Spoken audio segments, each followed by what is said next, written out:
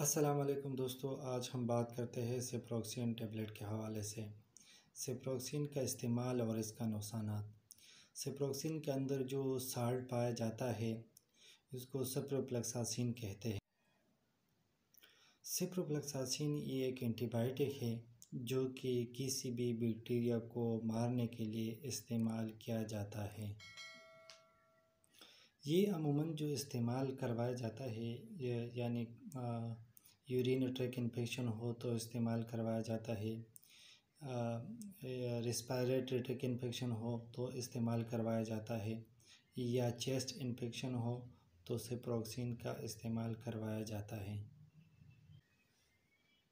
या सांस की नाली में इन्फेक्शन हो या किडनी में इन्फेक्शन हो तो सेप्रोफ्लॉक्सासिन का यानी सेप्रोक्सिन का इस्तेमाल करवाया जाता है। टेबलेट सेप्रोफ्लॉक्सासिन खाने के बाद फ़ौरन जिस्म के अंदर जज़ब हो जाते हैं। ये छोटे अंत में होते हैं और दूसरी बात है कि इसका असर जो है 12 घंटे मौजूद होता है। सेप्रोफ्लॉक्सासिन में इसका खुराक और इसका इस्तेमाल और मरीज़ की बीमारी का नौयत मुख्तलिफ हो सकती है और सेप्रोफ्लॉक्सासिन कितना इस्तेमाल करना चाहिए वो भी मुख्तलिफ हो सकती है। और मिसाल के तौर पर अगर किसी मरीज़ को यूरिनरी ट्रैक इन्फेक्शन हो तो उस मरीज़ को जो है 500 mg सुबह में और 500 mg शाम में लेना चाहिए। अगर किसी मरीज़ का वेट कम हो तो उस मरीज़ को जो है फिर वो डॉक्टर क्या करते हैं 250 mg जो है सुबह और 250 mg शाम में इस्तेमाल करवाया जाता है। और अगर किसी मरीज़ का कॉम्प्लिकेटेड ज़्यादा हो तो उस मरीज़ से 7 से 10 दिन तक जो है सेप्रोफ्लॉक्सासिन का इस्तेमाल करवाना चाहिए।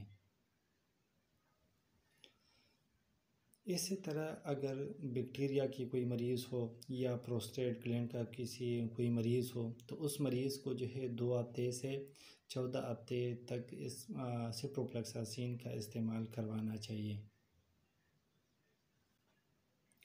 या ऐसे में मरीज़ जिसको मोशन हो जाए तो उस मरीज़ को जो है ज़्यादातर इमोडियम कैप्सूल और मेट्रोनिडाज़ोल टेबलेट के साथ साथ सेप्रोफ्लॉक्सासिन का टेबलेट का इस्तेमाल करवाया जाता है ताकि पेट के अंदर अगर कोई इन्फेक्शन हो ताकि उसका सही तरीके से खात्मा हो। अगर हम ज़्यादातर लोग देखते हैं वो क्या करते हैं कि अगर टेबलेट जैसे सेप्रोफ्लॉक्सासिन खाते हैं 4 दिन या 2 दिन या 3 दिन, अगर वो ठीक हो जाते हैं तो वो करता है इस तरीके से कि टेबलेट को जो है वो छोड़ देते हैं बीच में, यानी या 3 दिन खाया 4 दिन खाया और डॉक्टर ने 10 दिन खाने का बोला है या 7 दिन खाने का बोला है तो मरीज़ क्या करता है उसी टेबलेट को जो है 2 या 3 दिन खा लेते हैं। अगर ठीक हो जाते हैं तो उसी दौरान जो है फिर वो टेबलेट को खाना बंद कर देते हैं। तो यानी इस तरीके से बिल्कुल नहीं करना चाहिए, क्योंकि अगर इस तरीके से आप करते हो तो बैक्टीरिया जो है 1-2-3 दिन में डिप्रेस हो जाते हैं, यानी वो जो जिस तरीके से बॉडी के अंदर काम कर रहे हैं वो कम हो जाते हैं, फिर जो है वो 1 हफ्ता या 2 हफ्ते के बाद रीएक्टिव हो जाते हैं।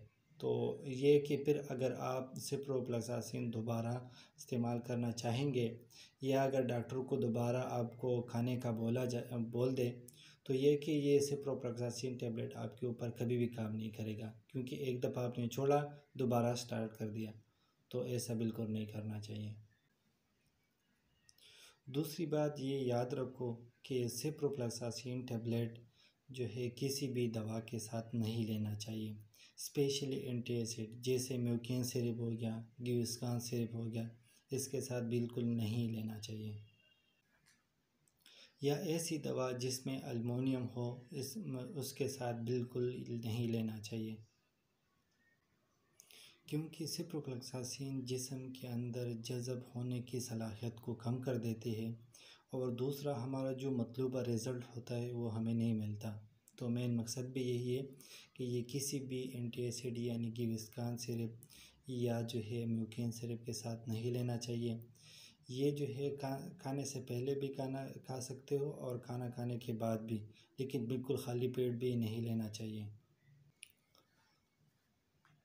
दूसरी बात है कि सेप्रोफ्लॉक्सासिन टेबलेट जो है सेप्रोक्सिन टेबलेट हमें पानी के साथ ही लेना चाहिए। और दूसरी बात है कि ये जो है दूध या जूस के साथ बिल्कुल लेना नहीं चाहिए, क्योंकि ये जो है जिस्म के अंदर जो सलाहियत होते हैं, जज़ब होने वाली सलाहियत को कम कर देते हैं, जिसकी वजह से हमें मतलूबा रिज़ल्ट नहीं मिलता या मरीज़ ठीक नहीं होता।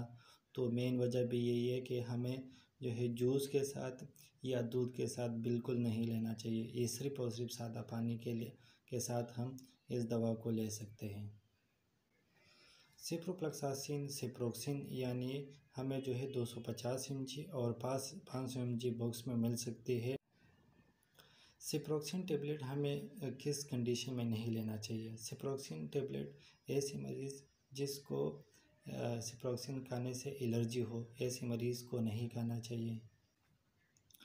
दूसरा, ऐसे मरीज़ जिसको दिमाग यानी ब्रेन रिलेटिव कोई बीमारी हो, जैसे एपिलेप्सी हो गया, ऐसे मरीज़ को नहीं लेना चाहिए।